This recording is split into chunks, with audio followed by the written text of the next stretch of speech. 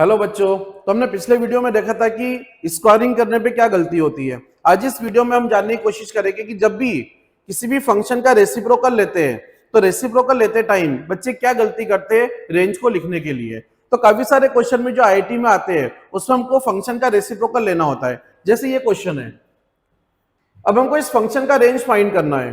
तो फंक्शन है 1/3 sin x plus 2। अगर हमको 3 sin x प्लस 2 दिया होता तो हम बड़ी आसानी से रेंज को फाइंड कर लेते हैं, लेकिन हमको फंक्शन क्या दे दिया 1/3 sin x प्लस 2। मतलब कि एग्जामिनर ये जानना चाहता है कि अगर किसी फंक्शन का रेसिप्रोकल कर दिया तो आप सही से रेंज फाइंड कर पा रहे हो कि नहीं कर पा रहे हो। तो आइए जानने की कोशिश करते हैं कि रेसिप्रोकल फंक्शन की बच्चे लोग रेंज कैसे निकालते हैं और उसमें क्या गलती होती है। तो सबसे पहले हम 3 sin x प्लस 2 का रेंज फाइंड कर लेते हैं।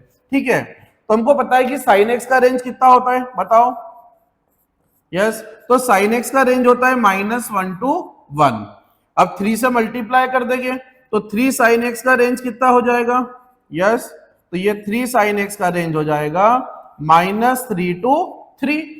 अब 2 ऐड कर दो, तो 2 को ऐड करेंगे तो क्या आ जाएगा, तो यहां पे आ जाएगा -1, यहां पर आ जाएगा 3 sin x प्लस 2 और यहां पर आ जाएगा 5। Step number 1। तो हमने 3 sin x प्लस 2 का रेंज फाइंड कर लिया। तो 3 sin x प्लस 2 का रेंज है -1 to 5। अब हमको 1/3 sin x प्लस 2 का रेंज फाइंड करना है, तो क्या करें बताओ। 1/3 sin x प्लस 2। अब इस रेसिप्रोकल का रेंज फाइंड करना है। तो जब भी क्लास में इस क्वेश्चन को दिया जाता है तो बच्चे लोग क्या करते हैं, सबसे पहले इसका रेसिप्रोकल ले लेंगे। तो -1 का 1/-1 क्या होगा, -1 ही आएगा, तो इसको -1 लिख देते हैं। फिर 5 का रेसिप्रोकल ले लेते हैं तो 1/5 लिख देते हैं। तो क्या ये सही तरीका है। कई बार कुछ बच्चे थोड़ा सा थॉट लगाते हैं और क्या करते हैं कि रेसिप्रोकल उनको समझ में आता है कुछ तो गड़बड़ है और वो इनइक्वालिटी का साइन चेंज कर देते हैं, मतलब कुछ ना कुछ कर देते हैं, ये लिख देंगे। लेकिन क्या ये सही तरीका है इसको सॉल्व करने का। तो आइए जानने की कोशिश करते हैं कि रेसिप्रोकल लेने का सही तरीका क्या है, और उसी में आपको एक बहुत इंटरेस्टिंग ग्राफ मिलेगा y = 1/x का। तो पहले हम y = 1/x के ग्राफ को समझेंगे और फिर ये जानने की कोशिश करेंगे कि वो जो ग्राफ है उसकी हेल्प से हम करेक्टली रेसिप्रोकल फंक्शन का रेंज कैसे फाइंड करेंगे। तो ये y = 1/x का ग्राफ कुछ इस तरह से बनता है, इसको हम रेक्टेंगुलर हाइपरबोला भी बोलते हैं। तो पहले इस ग्राफ को समझने की कोशिश करते हैं। तो हमने काफी बार इस तरह की बातचीत करी है कि x = 0 पर डिनोमिनेटर 0 हो जाता है, फंक्शन नॉट डिफाइंड हो जाता है, राइट। तो x = 0 पर डिनोमिनेटर क्या हो गया 0 और 1/0 क्या होता है नॉट डिफाइंड। लेकिन कभी हमने ये जानने की कोशिश करी है कि जहां पर 0 है, जब x 0 है तब तो ये नॉट डिफाइंड हो रहा है, लेकिन 0 के जस्ट बाद में क्या हो रहा है, 0 के जस्ट पहले क्या हो रहा है, उसको जानने की कोशिश करते हैं। तो अगर हम 1/x को देखें तो देखते हैं कि 0 के बाद हो क्या रहा है, 0 पर तो नॉट डिफाइंड है, 0 के बाद में क्या हो रहा है। तो हमने सपोज x को 1 रखा, x को 1 रखेंगे तो क्या आएगा 1/1, मतलब 1 आ जाएगा, तो ये 1 आ गया। x को थोड़ा और 0 के नजदीक लेके जाते हैं, x को रखते हैं 0.1, तो x को 0.1 रखेंगे तो क्या आएगा 1/0.1, 1/0.1 कितना आ जाएगा 10। यस, तो 1/0.1 तो ये आ जाएगा 10।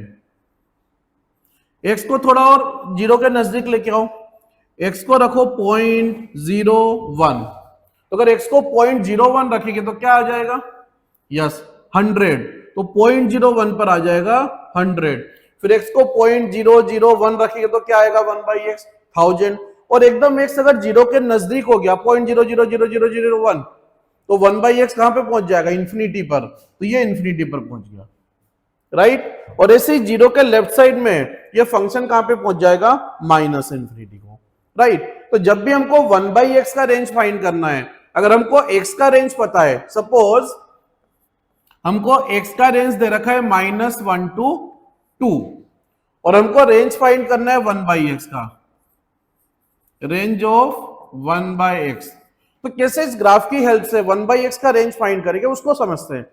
तो हमको x का रेंज दे रखा है -1 to 2, तो यहां पे मार्क करेंगे -1 to 2, राइट। तो ये हमारा x का रेंज है पूरा। अब देखते हैं जब x को -1 से 2 तक चेंज करती जाएगी तो इस फंक्शन की रेंज y एक्सिस पे क्या आएगी, राइट। सबसे पहले x को -1 रखो, जब x को -1 रखेगी यहाँ पे, ये y इक्वल टू 1/x का ग्राफ है, तो -1 पर वैल्यू क्या आ जाएगी, 1/-1, ये -1 आ गई, राइट। अब जैसे जैसे x को -1 से 0 की ओर लेके जाएंगे तो ये फंक्शन की वैल्यू -1 से कम होते होते कहां तक जाएगी, -∞ तक। इसका कलर चेंज कर देते हैं ताकि और अच्छे से समझ में आ जाए। तो जब x को -1 रखा तो इस फंक्शन की वैल्यू -1 आ गई। अब जैसे जैसे x को -1 से 0 की ओर लेके जाएंगे तो ये फंक्शन की वैल्यू -1 से कम होते होते कहां तक जाएगी, -∞ तक। x को 2 रखो, जब x को 2 रखेंगे तो फंक्शन की वैल्यू कितनी आ जाएगी, 1/2। अब x को 2 से लेकर 0 तक लेके जाएंगे तो इस फंक्शन की वैल्यू 1/2 से इंक्रीज होते होते कहां तक चली जाएगी, इन्फिनिटी तक। तो आ रहा है समझ में। तो जब x को -1 से लेकर 2 तक चेंज कर रहे हैं तो 1/x की रेंज कितनी आ रही है, -∞ टू -1 एंड 1/2 टू इन्फिनिटी। तो ये रेसिप्रोकल लेने का सही तरीका है। तो अगर x -1 से 2 तक है तो 1/x का रेंज आएगा, क्या आएगा बताओ, -∞ to -1, -∞ to -1 union 1/2 to infinity, और ये हमारा करेक्ट आंसर आएगा। अब देखते हैं कि हमने जो पहले किया था वो क्या किया था। तो यहां पर हमको दे रखा था कि 3 sin x + 2, तो हमने 3 sin x + 2 का रेंज निकाला था। sin x का रेंज -1 to 1 था, तो हमने 3 से मल्टीप्लाई कर दिया, तो 3 sin x का रेंज आ गया था -3 से 3, फिर हमने 2 को ऐड कर दिया तो 3 sin x + 2 का रेंज आ गया था -1 to 5।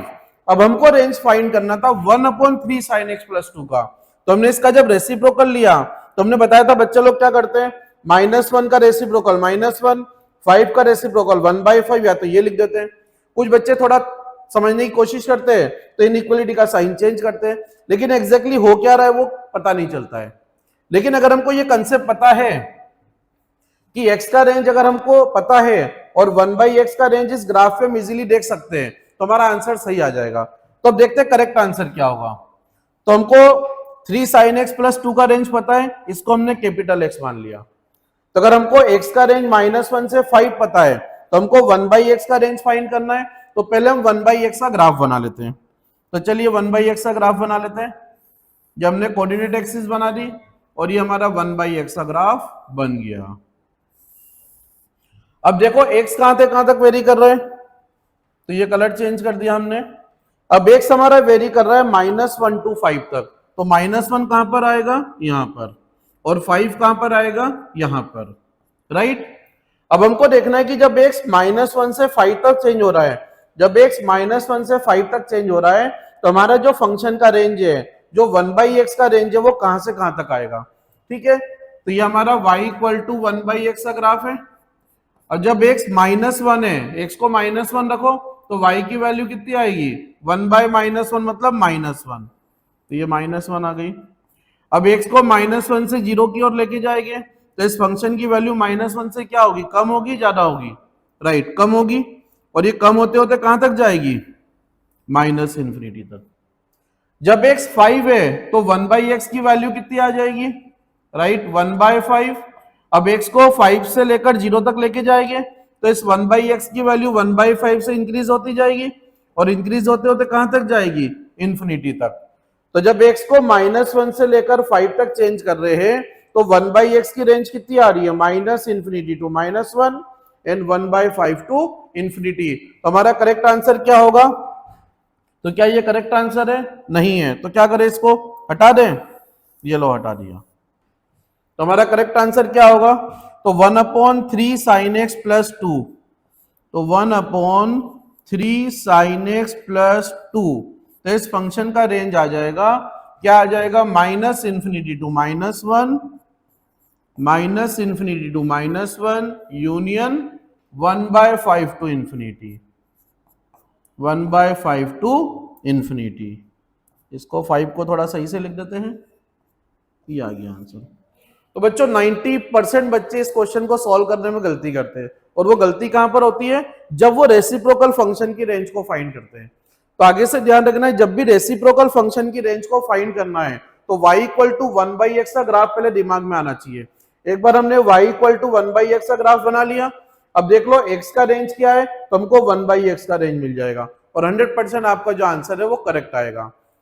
तो जब भी हमको रेसिप्रोकल फंक्शन का रेंज फाइंड करना है तो क्या करेंगे बताओ?